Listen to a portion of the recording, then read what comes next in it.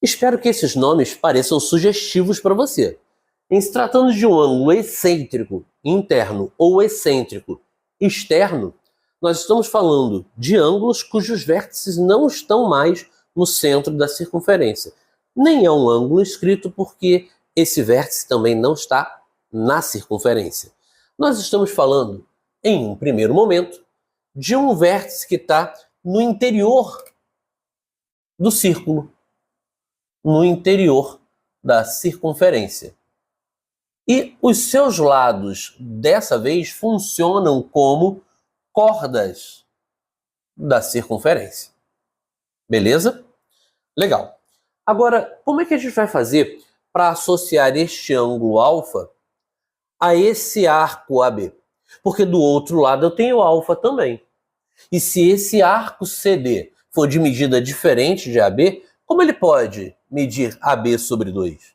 E ao mesmo tempo CD sobre 2? Não é essa a nossa missão. Não é essa a verdade. O que a gente vai precisar fazer, de novo, são construções extras para que possamos enxergar a relação verdadeira que existe do ângulo alfa com os dois arcos, sim, que ele tem em sua varredura. Que construção seria essa? Essa é muito fácil, essa é muito legal. Bom, eu tenho o ponto A e o ponto D, que são pontos que eu posso ligar através de um segmento de reta, como eu estou fazendo para você aqui agora. Com isso, eu acabo dando destaque a um triângulo como esse. Dentro desse triângulo, nós conseguimos desenhar um ângulo beta e um ângulo θ. Você vai entender, como já tínhamos mostrado no argumento anterior, que o alfa ele faz papel de ângulo externo desse triângulo que você está vendo em destaque. Então eu quero ilustrar isso para você.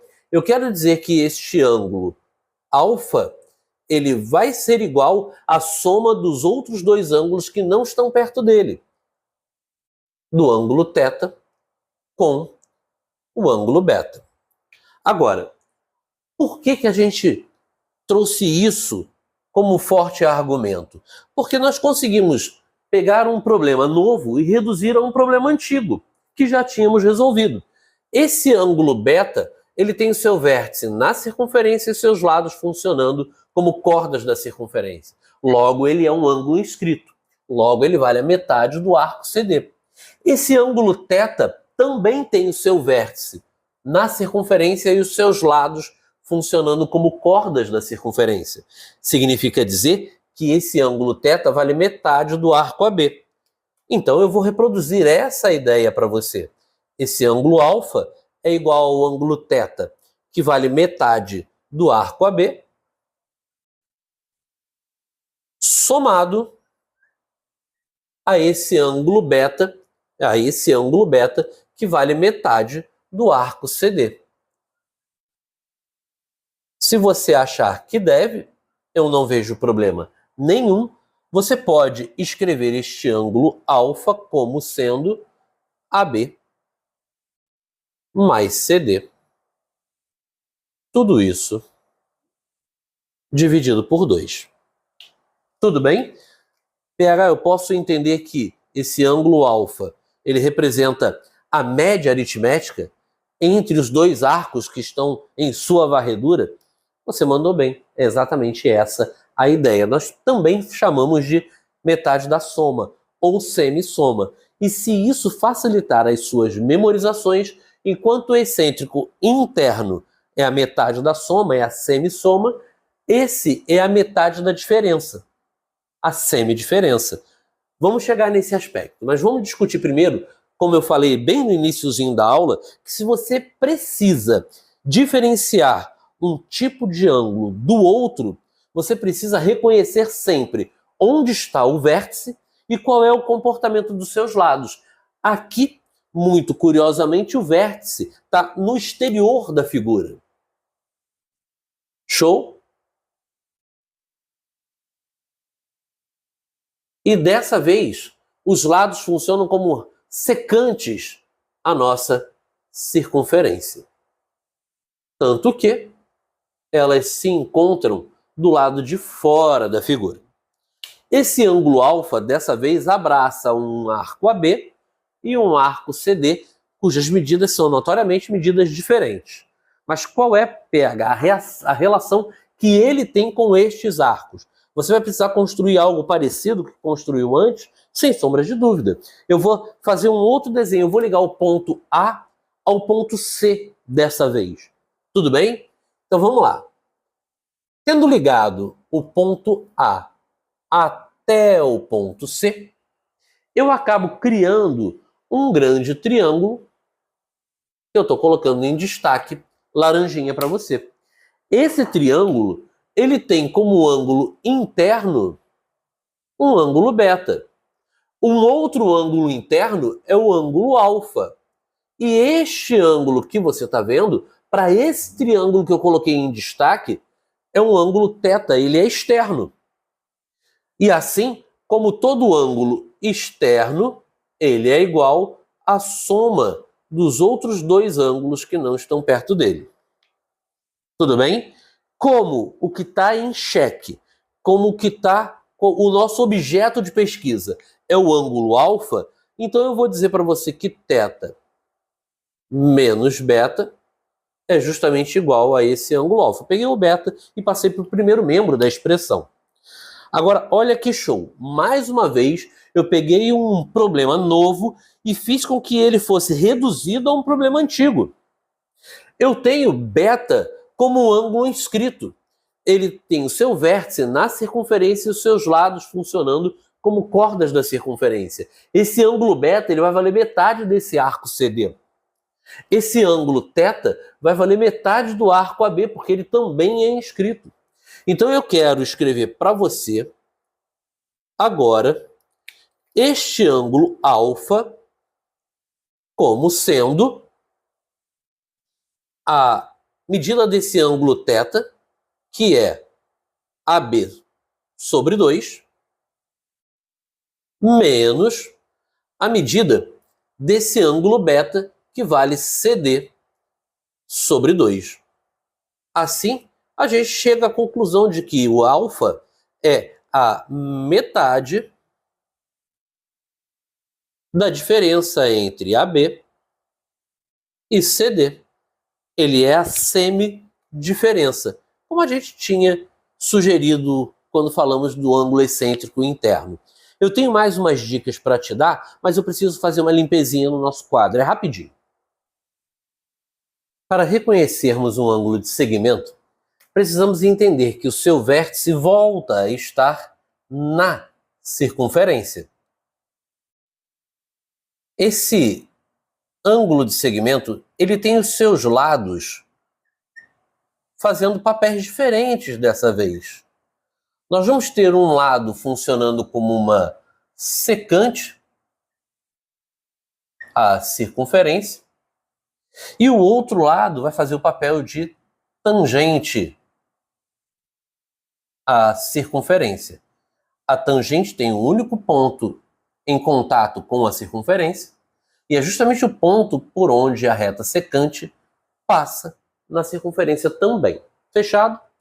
Assim sendo, para a gente identificar qual é a relação que esse ângulo alfa tem com o arco AB, que você vê agora em destaque, a gente vai fazer uma nova construção.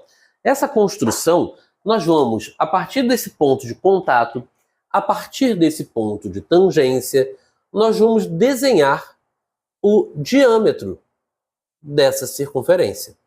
Porque existe um segmento de reta que sai deste ponto da tangente e é perpendicular a essa tangente.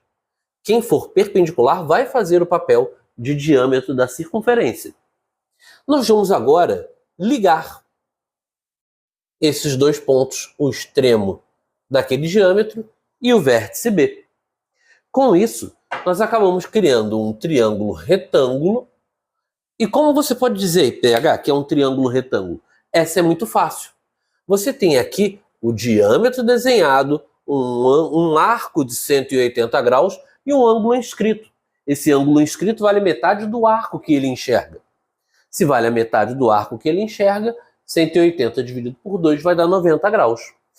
Esse ângulo que você está vendo aqui embaixo, nós vamos tratar como θ. Mas nós dois sabemos que todo raio é perpendicular à tangente no ponto de contato. Então esse ângulo θ, ele é o complementar de alfa aqui nesse ambiente. Só que, ao mesmo tempo que ele é o complementar de alfa dentro desse ambiente, ele é o complementar deste outro ângulo. Porque eu tenho um triângulo retângulo. Esses dois ângulos somam 90 graus.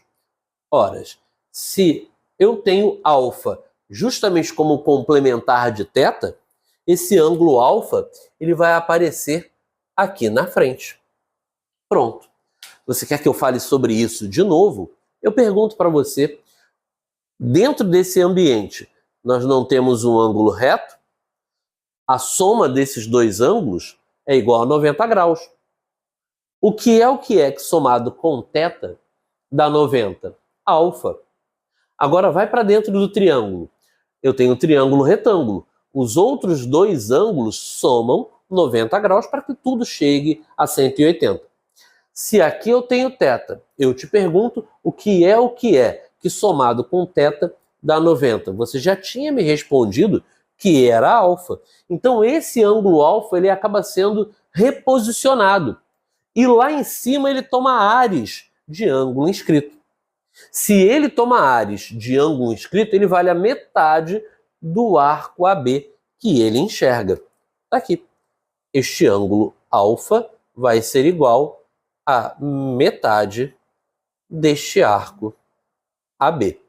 Mas nós temos que tomar muito cuidado para reconhecer este ângulo de segmento. Ele é muito particular. Agora, tudo que a gente fez até agora foi uma série de demonstrações.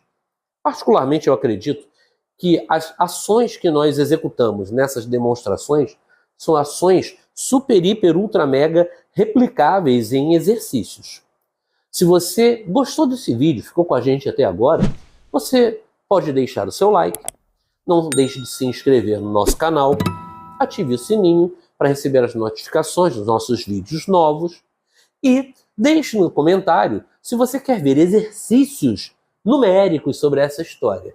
Que aí eu vou pegar as mesmas ações que eu executei aqui e vou replicar nos exercícios para você ver como é que as coisas funcionam. Para fechar essa nossa aula com chave de ouro, eu tenho um teorema muito importante, que é uma consequência disso tudo que a gente estudou. Não é uma grande demonstração no sentido de ter que escrever muito, mas é uma percepção muito inteligente como uma consequência disso tudo. Eu tenho aqui um grande círculo desenhado e tenho um quadrilátero ABCD inscrito. Os seus vértices estão todos sobre a circunferência. Quando eu tiver esse tipo de construção, eu tenho condições de olhar para esse vértice A e esse vértice C. Eles têm uma soma igual a 180 graus e isso é incontestável. Tanto quanto B e D, que também são ângulos opostos nesse quadrilátero, tem uma soma igual a 180 graus e isso não dá para negar. Essa é uma argumentação incontestável.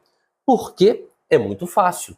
Esse ângulo A mais esse ângulo C, bom, eu estou somando dois ângulos inscritos. Se eu estou somando dois ângulos inscritos, eu estou somando dois ângulos cujas medidas deles podem ser expressas em função dos arcos que eles abraçam. Exemplo, esse ângulo de vértice A, ele abraça esse arco BCD. Como abraça esse arco BCD, eu vou dizer que ele vale este grande arco dividido por 2. Em contrapartida, esse ângulo de vértice C, ele abraça esse arco BAD. E eu quero escrever isso. Se ele abraça esse arco BAD, ele vale a metade deste grande arco BAD. Pronto, expressei a soma de A com C. Mas se você for parar para perceber direitinho, eu tenho BCD como uma parte da circunferência. Também tenho BAD como a outra parte que a completa. Tudo isso dividido por 2.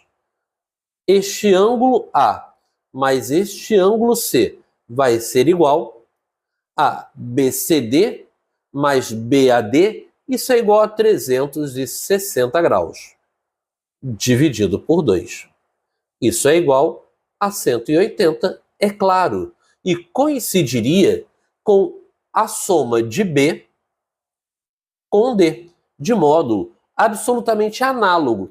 Ou seja, nós executaríamos exatamente os mesmos passos para fazer essa demonstração.